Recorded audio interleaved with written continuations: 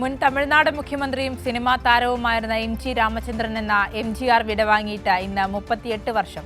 കാലങ്ങൾക്കിപ്പുറവും MGR. ഇന്നും ജനമനസ്സുകളിൽ ജീവിക്കുകയാണ്. MGR. എന്ന മരുത്തൂർ ഗോപാലൻ രാമചന്ദ്രൻ തമിഴ് ജനതയെ സംബന്ധിച്ച് സിനിമാ താരമോ മുഖ്യമന്ത്രിയോ അല്ല, മറിച്ച് അവരുടെ ദൈവസമാനമായ ആൾരൂപമാണ്. പാലക്കാട് ജില്ലയിലെ വടവന്നൂർ ഗ്രാമത്തിൽ ഗോപാലമേനോന്റെയും മരുതൂർ സത്യഭാമയുടെയും പുത്രനായി 1917 ജനുവരി 17 ശ്രീലങ്കയിലെ കാൻഡിയിലാണ് എം.ജി.ആർ. ജനിച്ചത്. 1940കൾക്ക് ശേഷമാണ് തമിഴ്നാടിന്റെ പൊതുവികാരമായി എം.ജി.ആർ. വളർന്നത്. നടൻ, സംവിധായകൻ, നിർമ്മാതാവ്, ഭരണാധികാരി എന്നിങ്ങനെ ജീവിതത്തിന്റെ വിവിധ ഘട്ടങ്ങളിൽ എപ്പോഴും ഒരു നാടിന്റെ ഉള്ളം തൊട്ടറിഞ്ഞു ജീവിച്ചു എം.ജി.ആർ. ഗാന്ധിയൻ ദർശനത്തിൽ ആകൃഷ്ടനായ രാമചന്ദ്രന്റെ യൗവനം നാടകരംഗത്താണ് ചെലവഴിച്ചത്.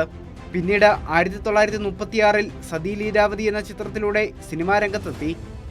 1940കളുടെ അവസാനത്തോടെ അദ്ദേഹം പ്രധാന വേഷങ്ങളിലേക്ക് ചേക്കേറി. പിന്നീടുള്ള അടുത്ത 3 ദശകക്കാലം തമിഴ് ചലച്ചിത്ര മേഖലയിൽ ആധിപത്യം സ്ഥാപിച്ചു. 1947 രാജകുമാരി എന്ന ചിത്രം പുറത്തിറങ്ങുന്നതുവരെ എം.ജി.ആറിനു വലിയ ജനപ്രീതി ലഭിച്ചിരുന്നില്ല. രാജകുമാരി എന്ന ചിത്രം ഇന്ത്യൻ സിനിമാ ചരിത്രത്തിലെ തന്നെ വലിയ വിജയങ്ങളിൽ ഒന്നായതോടെയാണ് എം.ജി.ആർ. തമിഴ് ജനതയുടെ വികാരമായത്. രാജകുമാരിയിലെ നായകവേഷം എം.ജി.ആറിനെ കോളിവുഡിലെ ഏറ്റവും പ്രധാന നായകരിൽ ഒരാളാക്കി. പാവങ്ങളുടെ രക്ഷകനായി അഭിനയിച്ച പല കഥാപാത്രങ്ങളിലൂടെയും എം.ജി.ആർ. താരപദവിയിലേക്ക് ഉയർന്നു.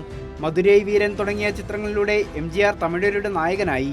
അൻപേവ എന്ന ചിത്രത്തിലെ രാജാവിൻ പാർവൈ എന്ന പാട്ട് തരംഗമായി മാറി.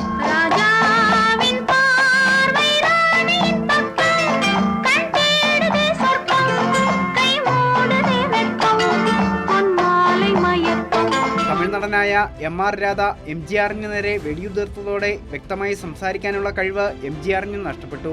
എന്നാൽ ഇത് അദ്ദേഹത്തിന്റെ താരമൂല്യം കുറച്ചില്ല. റിക്ഷാക്കാരൻ എന്ന ചിത്രത്തിലെ അഭിനയത്തിന് എം.ജി.ആറിന് മികച്ച നടനുള്ള ദേശീയ പുരസ്കാരം ലഭിച്ചു. എം.ജി.ആർ. സംവിധാനം ചെയ്ത് നിർമ്മിച്ച 1956 പുറത്തിറങ്ങിയ നാടോടി മന്നൻ എന്ന സിനിമ 2006 വീണ്ടും പ്രദർശനശാലകളിലെത്തി.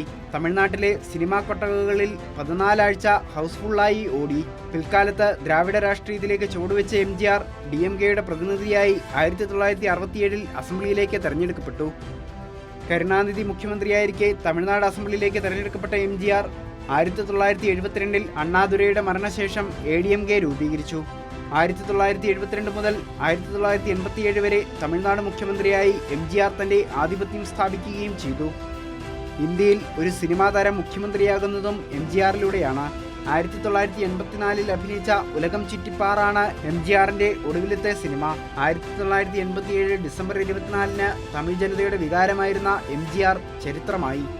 1988 എം.ജി.ആറിന് മരണാനന്തര ബഹുമതിയായി ഭാരതരത്ന നൽകി രാജ്യം ആദരിച്ചു. എം.ജി.ആറിന്റെ സംസ്കാര ചടങ്ങിൽ 20 ലക്ഷത്തിലേറെ പേർ പങ്കെടുത്തു. ശവമഞ്ചം വഹിച്ചുകൊണ്ടുള്ള യാത്രയിൽ എം.ജി.ആറിന്റെ നായികയായിരുന്ന ജയലളിതയെ വാഹനത്തിൽ നിന്ന് തള്ളി വീഴ്ത്തിയ കോലാഹലങ്ങളും തമിഴ്നാട്ടിൽ വലിയ രീതിയിൽ വിലയിരുത്തപ്പെട്ടു.